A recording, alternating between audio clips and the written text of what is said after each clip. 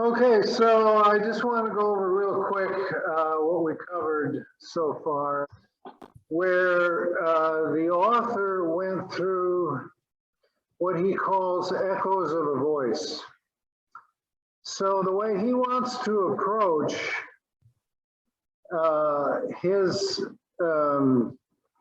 what we call apologetic, which means explanatory work on what it means to be a Christian, or what the Christian faith is. What he wants to do is start out by looking at human nature and certain basic things that all of us strive for or aspire for, that he interprets as being echoes of a voice that is beyond ourselves. In other words, insofar as we inspire for these four things, and he actually identifies more in another book he wrote, which is called Broken Signposts, and subtitled How Christianity Makes Sense of the World. He actually identifies 8 of them. Yeah. But in any case, in this book, he identifies 4, probably because he's dealing more with individuals than with society as a whole. And as you might remember, those 4 were, first of all, justice. No. Justice is considered to be an aspiration of human nature that is built into us. We don't learn it. It's there. It's there from the time we're children, and it can be seen in as little a thing as a child claiming that someone isn't playing fairly, or it can be seen in something as big and as significant an event in the history of this country as what went on last summer when we had the riots all over in virtually every city, having to do with the policing that took place in Minneapolis. Okay, so the quest for justice is something that is just sort of built into us and can be seen in many different ways. Okay, the second one he identified was spirituality. All of us have a desire to be connected to something beyond ourselves that gives our lives meaning and purpose. Now, for some people, that manifests itself in purely secular ways. For some people, what gives them meaning and purpose could be their marriage and their family. It could be their work. It could be, you know, a number of things. It could be the cruises they take. You know, it could be a lot of different things. But the fact of the matter is that all of us desire to be connected to something that is bigger than ourselves, whether we define that in a secular or a spiritual way. So throughout the history of the human race, this has been obvious from the fact that every known society that has been studied by cultural anthropologists throughout the years, that we have evidence of having existed, has a religion of some sort. Okay, there's not one that doesn't have a religion. Okay, so one of them that I'm most familiar with, simply because my son Eric, when he was a little boy, got very interested in Native Americans, especially the ones who lived up where I used to come from in North Dakota, which was the Lakota Sioux. And he got interested in people like Sitting Bull and Crazy Horse and the disaster with Custer's Last Stand and all of these stories. We watched a movie. I remember the movie. Did you see the movie Dances with Wolves? You remember that one? Okay, he loved that movie. That was yeah. There was one day Kirsten was having group therapy in our house, and we were banished to the to the upstairs bedroom, and there we watched Dances with Wolves together. So the Native Americans had a very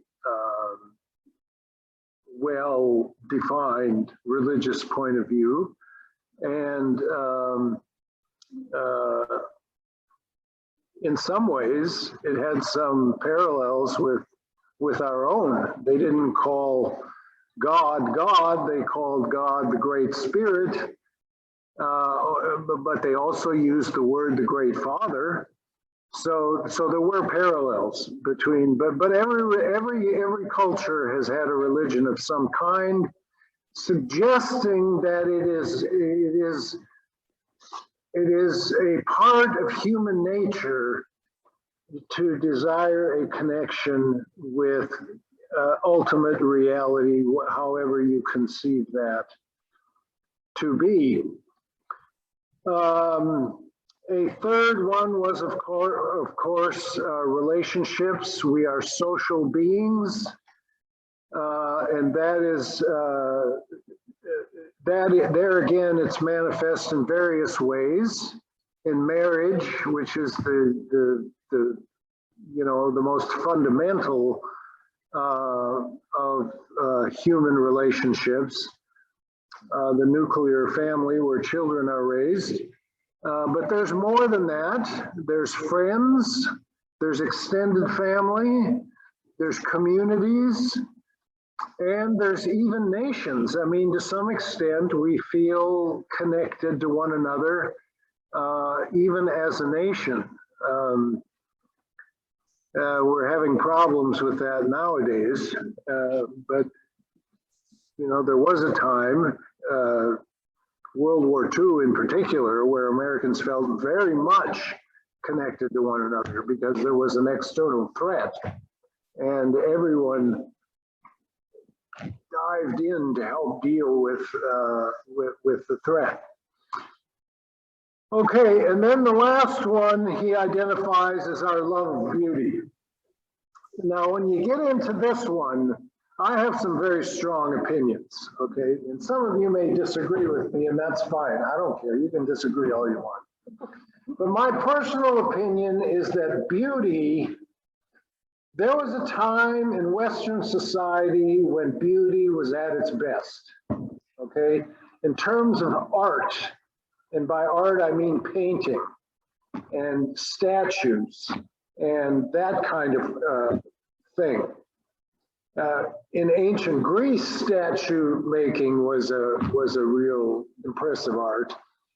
But when you add painting to it, Renaissance Italy was the apex of artistic beauty.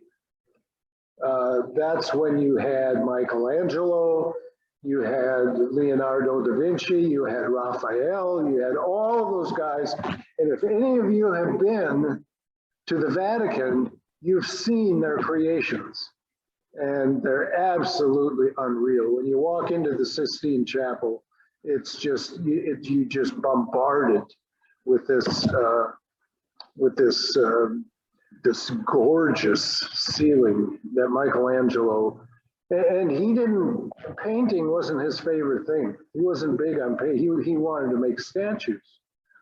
So when you go into St. Peter's Basilica, what you run into right away is the statue of Mary holding the dead son, her dead son, Jesus, when they took him down from the cross. It's right there as you walk into St. Peter's Basilica.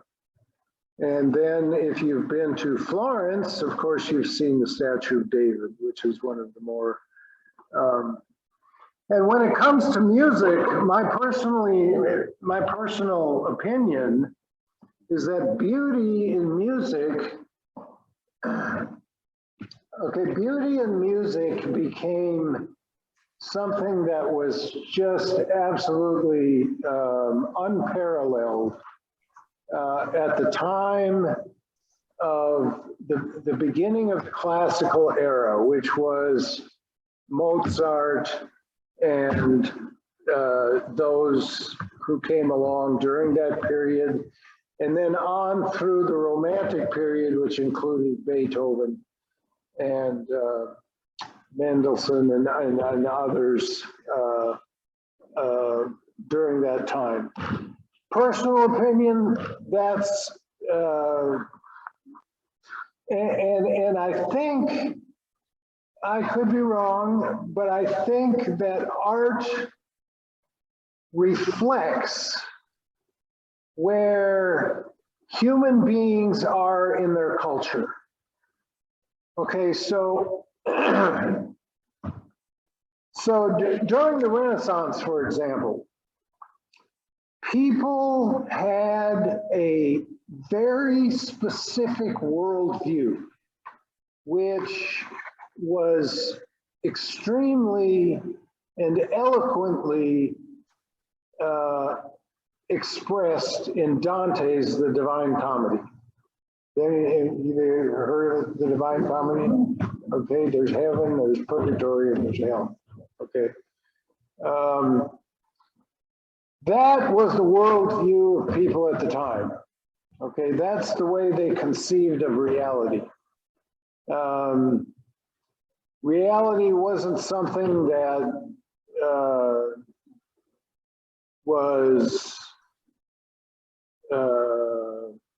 in chaos. It wasn't something falling apart. It wasn't something that people were questioning. This is what people believed was the way things are, okay? And it was based on their Christian vision that existed at that time, all right? Now, if you follow the history of art through the years, as culture begins to change, okay, and a good example, those of you who know something about Norway, a good example is that during the period when existentialism began to become the philosophical point of view of the day, existentialism meaning that we all live a short period of time and then we die and that's all there is to it. Okay, life is basically meaningless. That was the existential point of view. So at one and the same time, what you get is you get paintings such as that painting by Edvard Munch called The Scream. You've seen that? Okay, that is a scream of meaninglessness. Life doesn't mean a thing, right? Okay, so art tends to reflect where the culture's at and where people are at in terms of their beliefs and how they conceive of the meaning of life. And then you get to the modern period where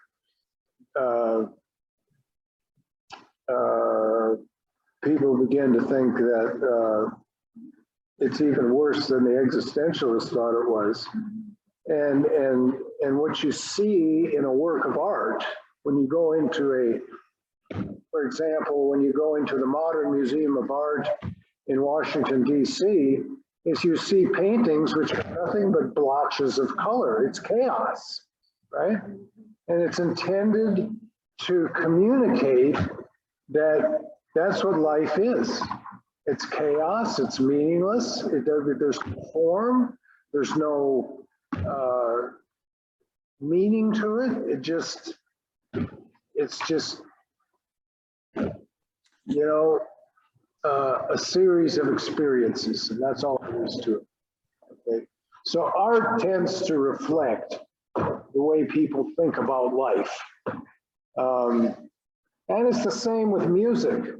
when you get beyond the Romantic era into the modern era of music, music begins to lose its melodic form, and it becomes off key. Yeah, yeah. It's very off key, and which is why whenever Kirsten and I buy tickets to the San Francisco Symphony, it's either Beethoven, Mozart, Brahms, or somebody like that, or we stay home. One of the two. Yeah. You know, I don't. Rachmaninoff, he's good. He was a Russian. That if you've ever listened to his piano concertos, you know that he was fantastic.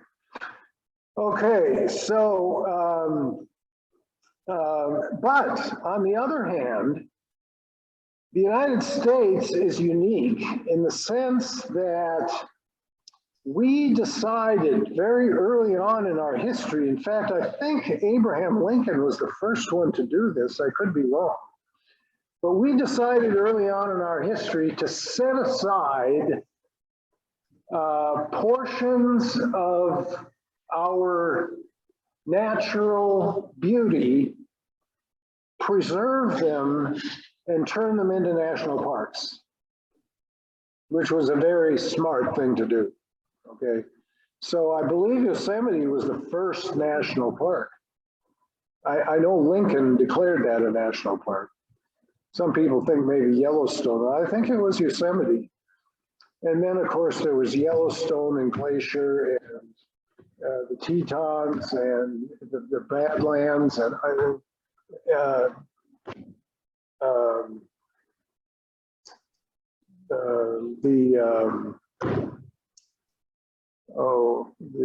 what's it called again? I've driven on that road 1,000 times.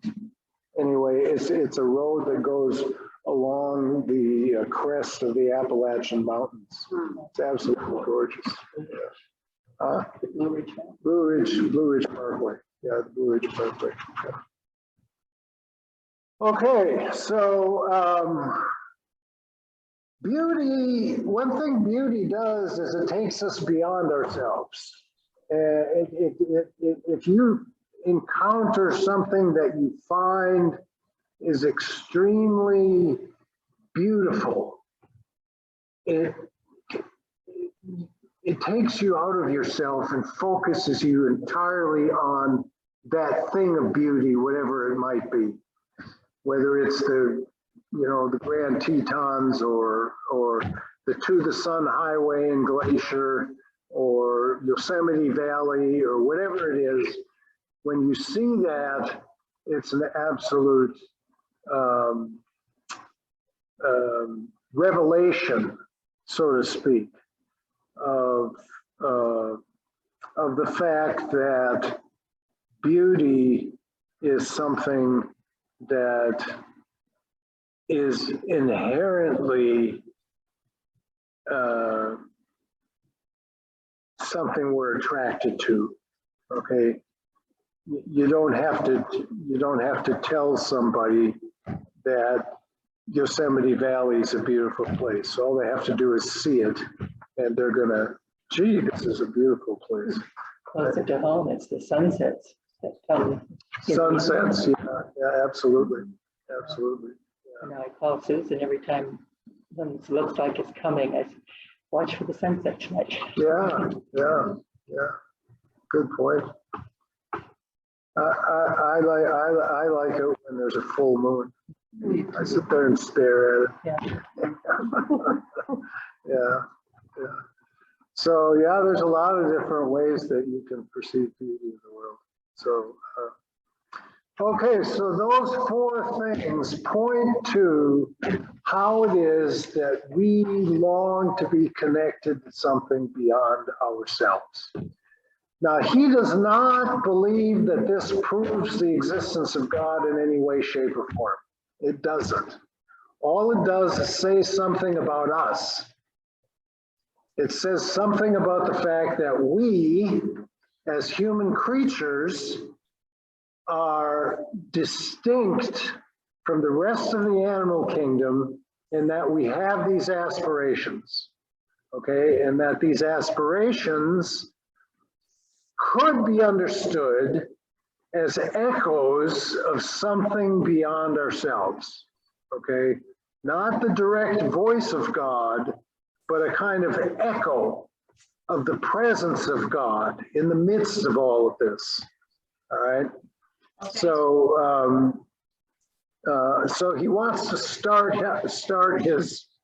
his understanding of Christianity by pointing out that we as human beings have these aspirations that point to the possibility that there is something out there about which we don't know anything, okay?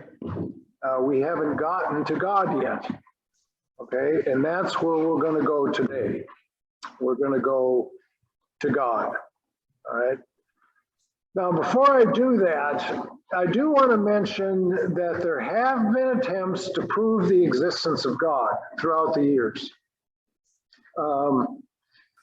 The person who is most famous for trying to prove the existence of God is a guy by the name of Thomas Aquinas. You've heard of him, all right? He was a professor of theology in the 13th century at the University of Paris, which at that time was the most prestigious institution that existed of higher learning. And he wrote an enormous number of multi-volume works. The one that's the most famous and that every Catholic priest, I think every Catholic priest has to read in their seminary education, is entitled Summa Theologica. In other words, a summary of all theological questions. All right. And at that time, okay, people believed that all knowledge was interconnected. There wasn't this, okay, you've got chemistry here, you got biology here, you got zoology here, you got something else over there and something else over there, and physics, and who knows how they're connected. Maybe they are, maybe they aren't. If they are connected, we don't know how.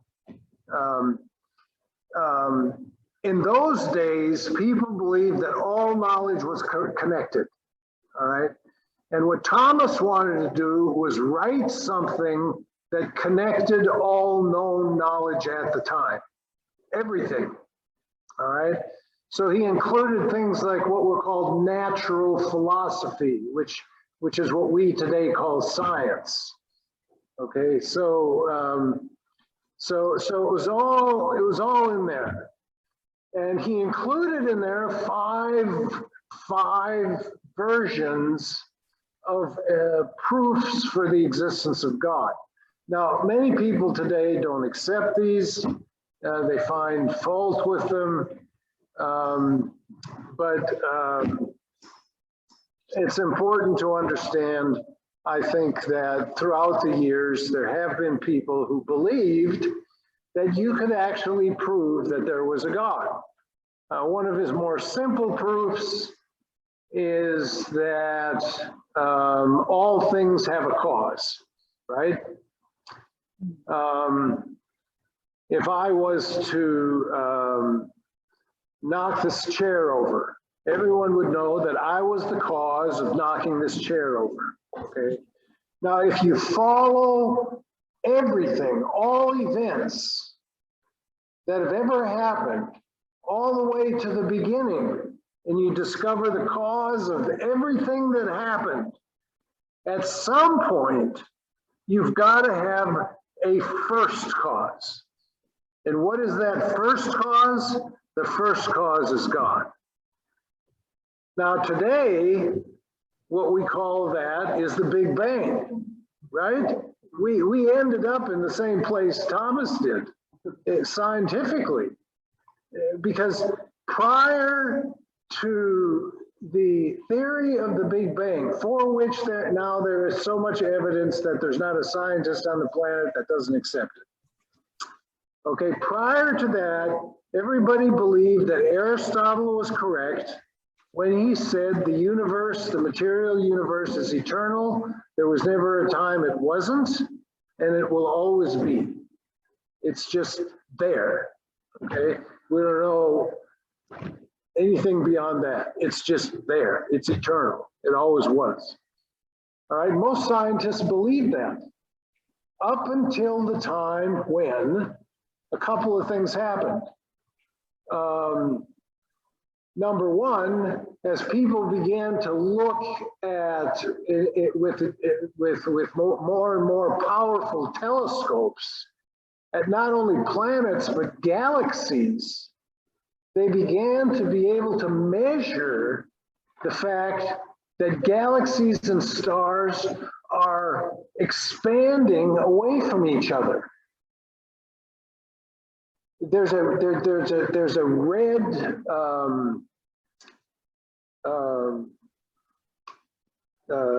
when they measure it, there's a red indicator through which they can actually measure how fast the galaxies are moving away from each other. So it's kind of like blowing up a balloon, right?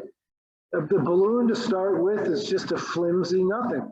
You start putting air in it and it goes like this. Well, that's what the galaxy looks like. It's going like this, okay?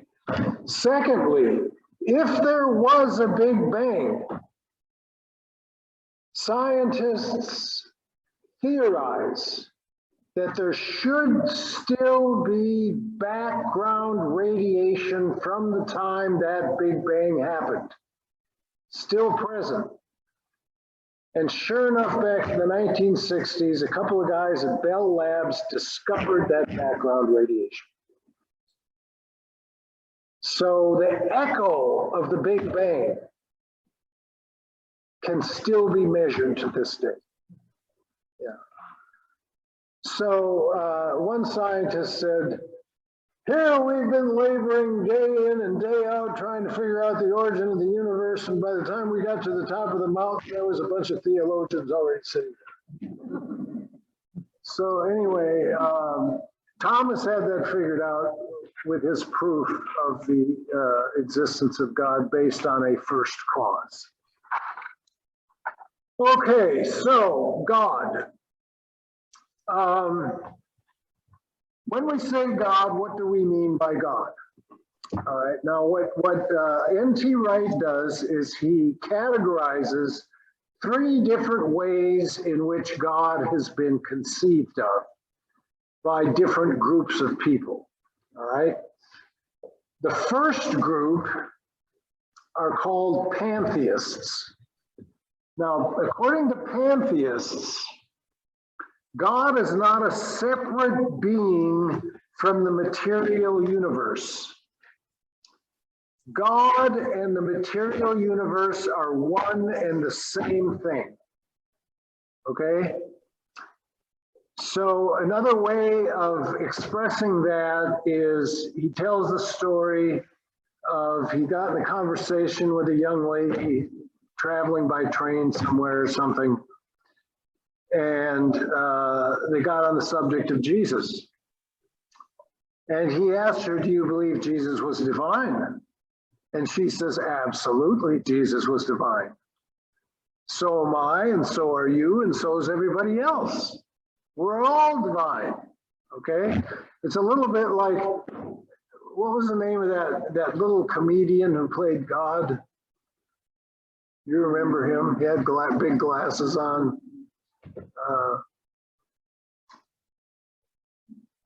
You'd all remember him if you heard his name.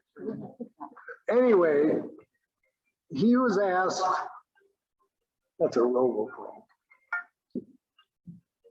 Crockett, California.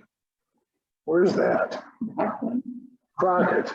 Well, Crockett, that's over by the Aquinas Bridge. Yeah. Oh, whatever, it's a robophone. Okay, so he expressed the same thing during when he was playing God. Remember, he put out a movie where he was actually playing God. George Burns, wasn't it? He was asked if Jesus was the Son of God. And he said, absolutely, Jesus is the Son of God.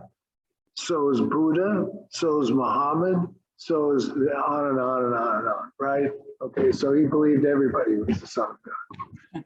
All right, so there was nothing that distinguished Jesus from anybody else. He was just another human being.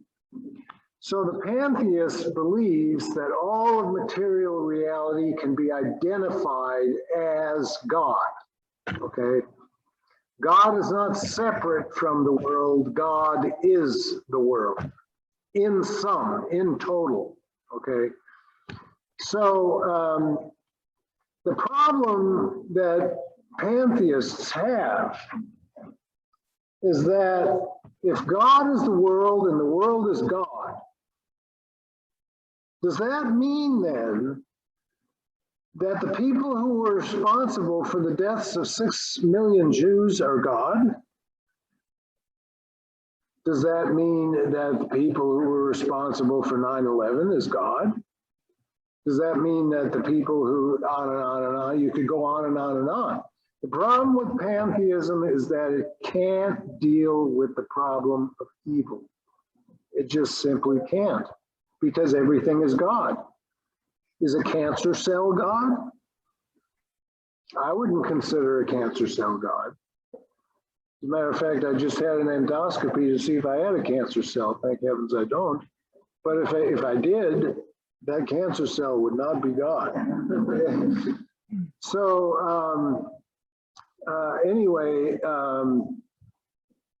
that's not a view that a lot of people hold nowadays, for the simple reason that you know, it just can't deal with the issue of evil and sin and malevolent human behavior. It just simply can't deal with that. So in response to that, another group came along who had sympathies with pantheism, but they understood the problems with it, so they came up with another theory called Panentheism. Okay, you got to add an en in there. Panentheism.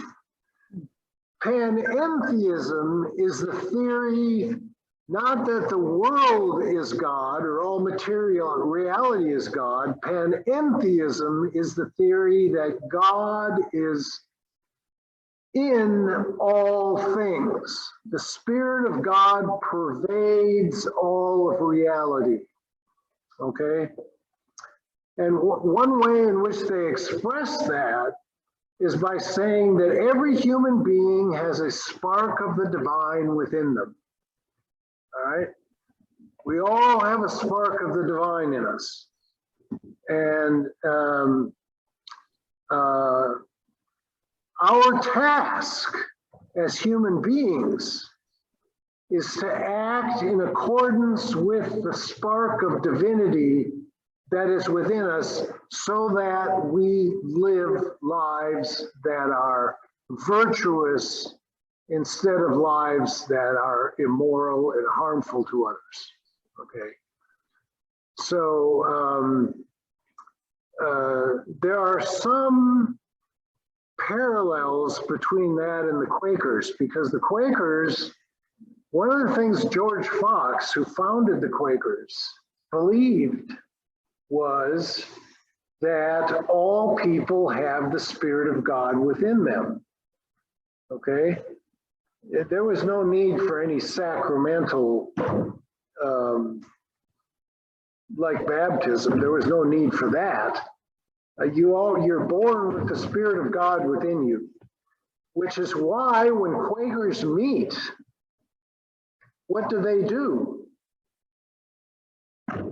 Stand there and somebody wants to say something. Yeah, they sit. It's usually a circle. I've gone to Quaker meetings.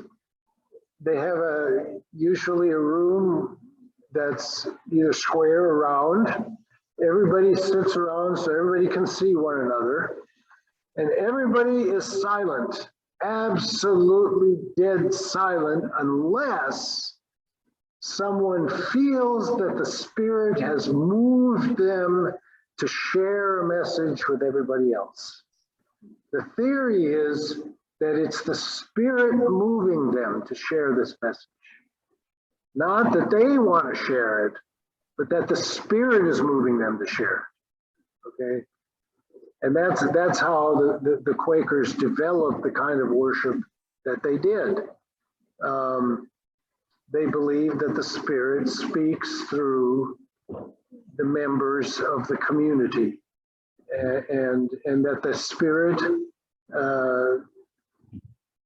will oftentimes, most of the time, those meetings remain silent throughout the whole thing. Okay, very few people get up and say anything. Okay, so the problem of panentheism is similar to the problem of pantheism, and that is that, okay, well, if the Spirit of God is in all of us, actually there's two problems with it. Number one, it puts all the responsibility on you, okay, to manifest the presence of God within you. All right, it's not grace. It's your responsibility to cultivate the spark of the divine that you have been born with. You need to cultivate that. You need to work on that. It's more of a works-oriented way of looking at things. It puts the responsibility on the individual human being rather than on God. Secondly, the same thing could be said as what's said about pantheism, and that is, well, is there a spark of God in,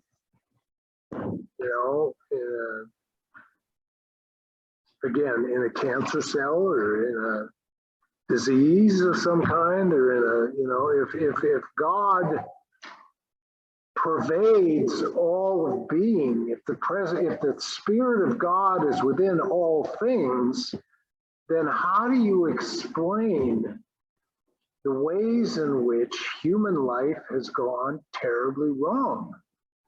You would think that if God is present in everything, things would be going just hunky-dory, right? You have free will, though. Huh? You have free will. Yeah, for human beings, but you've also got hurricanes and earthquakes, and is God present in hurricanes?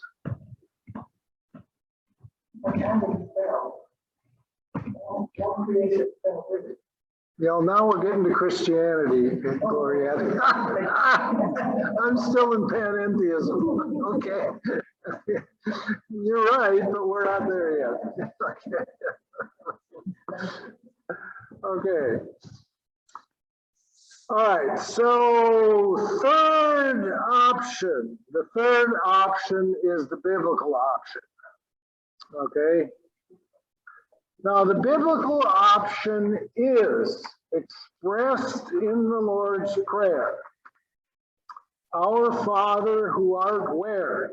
In heaven. Okay.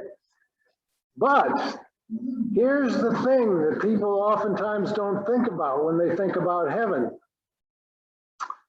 Heaven, number one, is not a place that is within space and time. Heaven is transcendent to space and time. How do we know that? Because God is eternal and everywhere present. There's no place God is not, which means there's no boundaries to God. Okay? When I say something is present in space, what I mean is that there's a boundary around it, okay? There's a space that is not occupied by the object I'm talking about. So pick any object in this room, all right?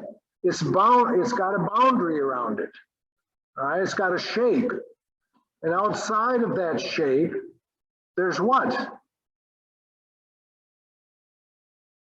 There's space, right? Okay, there's aspects of any object in space that is beyond the bounds of its own boundary. Okay, so whether you're talking about a human being or an object like that bookcase or a table or a chair or anything else, or this computer, anything that exists within space has a boundary around it. God has no boundaries. He is everywhere, present at all times and in all places. Doesn't matter if you go to Mars or a planet somewhere off in a distant galaxy. God is there because he doesn't have any boundaries around him. Okay. Secondly, time.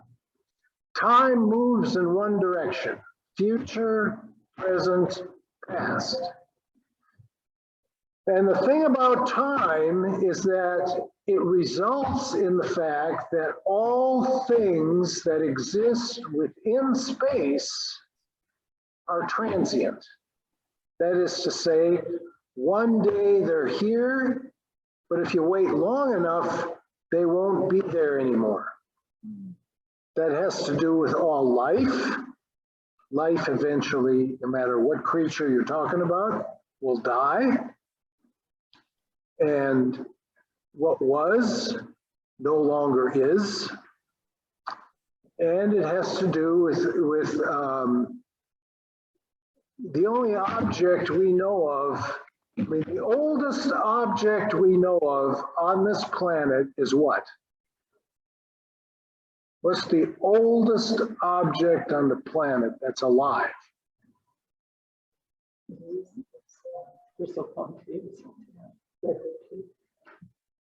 It's General Sherman, the redwood tree, General Sherman.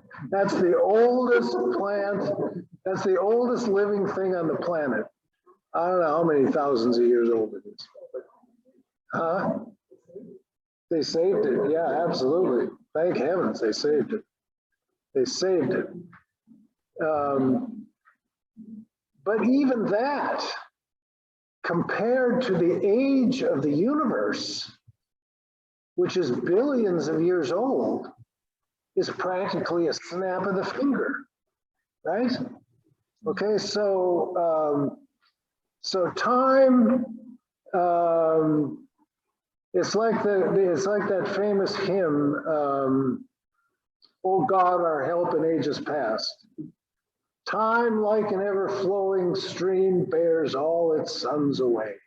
Remember that verse? Mm-hmm. Okay. Well, it bears all things away, not just its sons. Okay, so, but God is eternal. God is not subject to time. For God, time does not exist. There is only an eternal now. Okay, now try to understand that and you'll drive yourself crazy. So don't even try. We're creatures that exist in space and time. We have no experience of eternity, and hopefully it'll be a while before any of us do. But the fact of the matter is that the biblical view of God is that heaven is not a place. Heaven is a dimension of reality within which only God exists, because it's eternal and it's everywhere present. So then the question becomes, well, what about the idea that Christians go to heaven? Yeah. Okay, if you read the Bible very carefully, what you will discover is that salvation is a twofold process, okay? And I'm going to use the Apostle Paul here. I could use the book of Revelation because the book of Revelation is very clear. When salvation happens, the way the book of Revelation metaphorically describes it is that the New Jerusalem comes out of heaven down to earth. And the New Jerusalem is paradise. Okay, that's where human beings live for eternity, right? So it comes down from heaven, comes down from God to earth. All right, read the book of Revelation carefully, and that's what you'll discover. All right, now the Apostle Paul talks about life after death in two ways. In his letter to the Philippians, okay, he's in prison. He's writing to the church in Philippi. And he says to them, I consider all things rubbish in terms of the fact that I had to give up things for the sake of gaining Christ. Anything you have to give up for the sake of gaining Christ, when you compare the two, what you give up is rubbish compared to Christ. Okay. So he says to them, I would rather go and be with Christ than to stay here with you and continue my ministry. He's very honest about that. I'd rather just die and go to Jesus. I'm done here. But that's not God's will for me, so I'm stuck. I'm going to be continuing. All right, that's what he says. All right. So the first part of the process is that we go and we live with God. All right.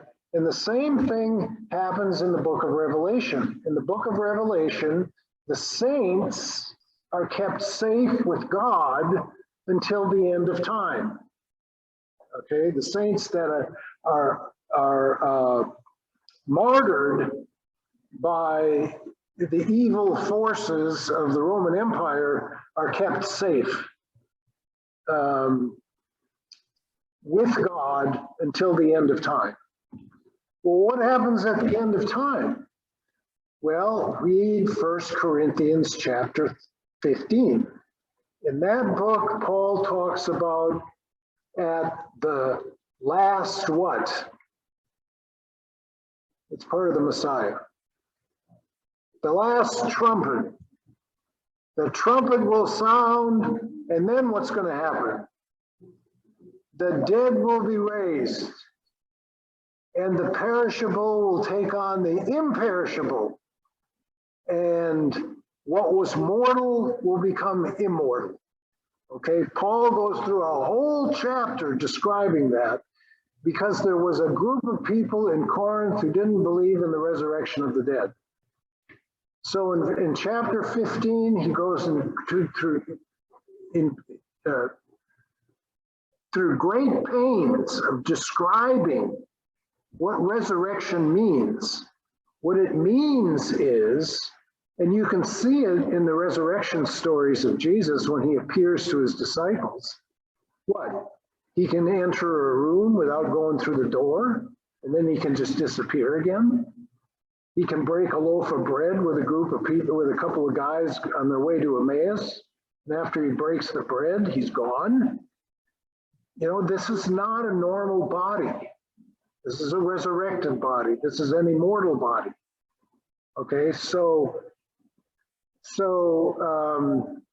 the Christian understanding of salvation is life after life after death. Okay, that's the best way to put it.